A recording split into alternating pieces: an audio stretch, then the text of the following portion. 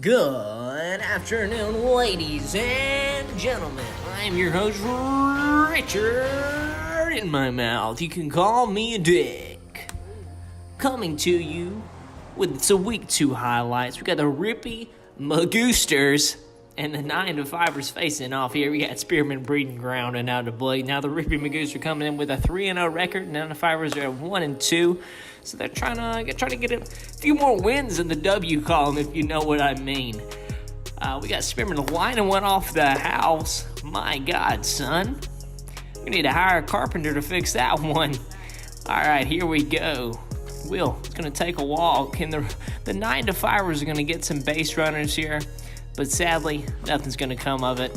Blake's going to shut him down. We're going to move to the bottom of the first. Check out old Nutsack here. He is upset, guys. Give this man a bat because he wants to hit. 15 walks later. Peanut taking one off the scap. And the Rippy Magoos put together 5 runs. And go up 5-0 to the 9 to 5ers. Blake shutting them down in the bottom of the second. Here comes Will. Up the middle. You know, he's hitting well. He is. He's hitting better than he did in the first week. But it's all for naught because Blake's shutting him down. And that'll give the Rippy Magoos the chance to end Game 1 early. Blake Howard drives it up the middle and gets that much-needed run. Rippy Magoos take Game 1 6-0. And here's old Peanut leading off the first game. Driving one down the line, but you can't see it. Get out of the way, you goofball. Can't even see the play. Thank you. Blake Coward at the plate. See ya, ball. I'm just kidding. He dropped it, makes an error, but that's a costly error for the 9 to 5ers. My God. Look at that. Just advancing at will. Peanut back up to the plate. Strikeout. Blake needs to make something happen here. If they want to get some runs in the first, and he does. He drives one up the middle. Peanut's on the move to third. Thinks about coming home, but chooses not to.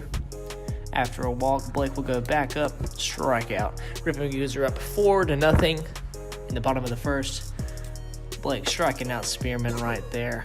More of the same. Will still getting the hits, though. Look at that, stumble. He's going to think about going to second, chooses not to.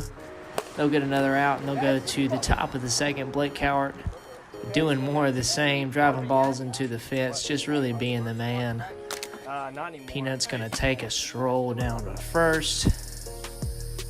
That'll make it 7-0. Blake Cowart driving more balls up the middle. Check out this little hop here by the pitcher to avoid his ankles being shattered. Nice. Very athletic move right there, folks. You're watching the best. Blake Cowart with a mashed potato casserole in the trees. Will catches it, but it doesn't matter. It doesn't matter, folks. Look at this swing. That little MLB The Show bat flip right there, just immediate drop. Rippy Magoos are up 10-0. They're going to try to shut the 9 to 5ers down in the bottom of the second to end it early.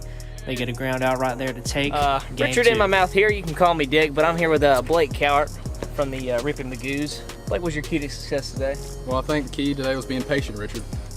Patience is always key. It's what I always tell my wife. Yeah. All right, we're going to cut back to the studio here. Thank you for watching. Here's Game 2. And big thank you to Blake Cowart for that insightful interview right there.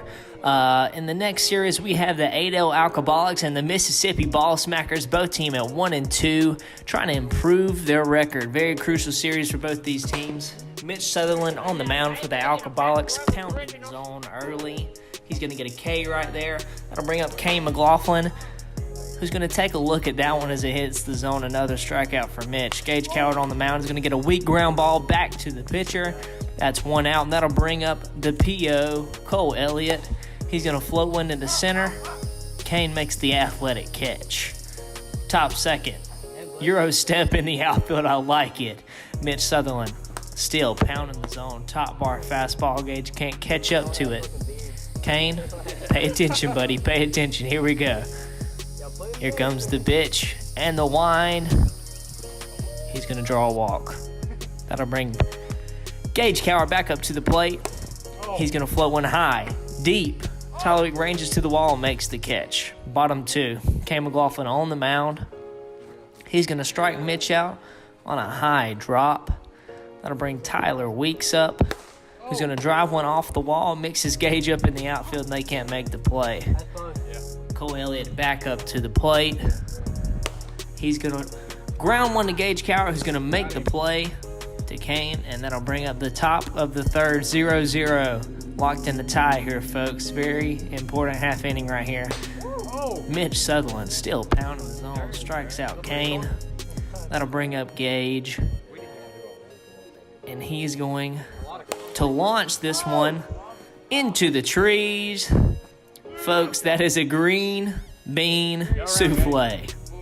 That's what they call it here down in the South. Gage Cowart rounding the bases. That'll bring up Kaene Mclaughlin. And after striking out 15 times, he finally gets his first home run over the big monster. Check out the friendly gesture he gives here to the Alcoballics in the corner. And what that basically means is, guys, this guy is he's a true sportsman. He lets them know. You know, we like to promote good sportsmanship around here. Mitch is going to walk Gage Cowart. Ball Smackers still hold on to that 2-0 lead, trying to tack on some more before heading to the bottom of the third. Kane's going to drive one to the right side of the infield. Runner's on, pressure's on. Gage going to ground one up the middle, and 2 errors. 2 errors. Goes right through the legs of Mitchell, and he's going to walk Kaene. And you know what that means, folks. Base is used for the youngin'. See ya, ball!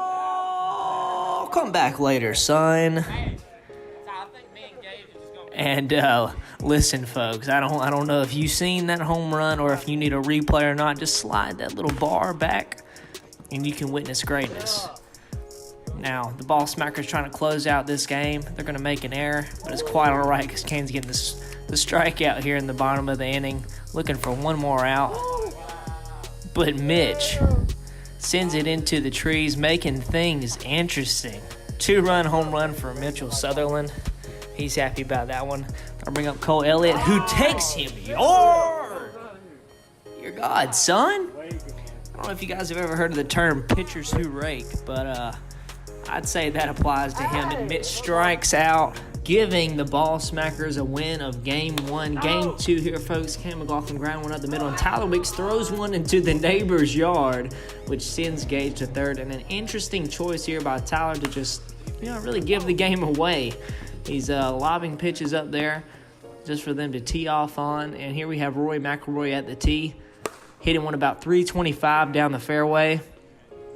And that's really what Tyler did. He put it on the tee for these guys, and they just teed off all game long. You can see the score there, folks. Home run after home run. They just did not let up on the Alcoballics. And I spoke to Mitch about the decision to let Tyler pitch. Here we go. Richard in my mouth here with Mitch Sutherland. Mitch, you played all last weekend by yourself, managed to get 2 wins, and then your full team comes this weekend and you get swept. How do you feel about that?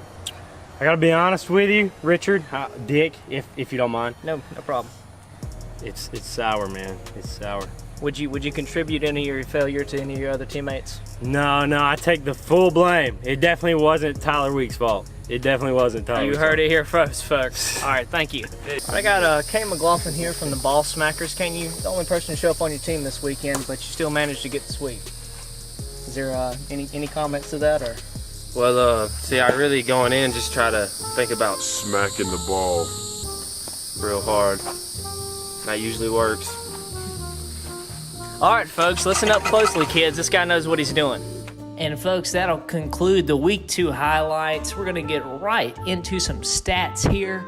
Leading off with the leaders in average. The only thing that changed was Blake Cowart took over the top spot after a very impressive day at the plate. 13 for 14. You can't make these kind of stats up, folks. League standings, Rippy Magoos take a very commanding lead to the South at 6-0. And the Scholar athletes go up to 3-3. And, the bottom 2 are going to have to get back on track. Ladies and gentlemen, I've been your host, Richard in my mouth. You can call me Dick. Follow us on the gram at the Has-Beens. Make sure to leave a like and subscribe. And also check out Blake Cowart in the right corner of your screen with some very impressive dance moves. I will see you fellas and ladies, later.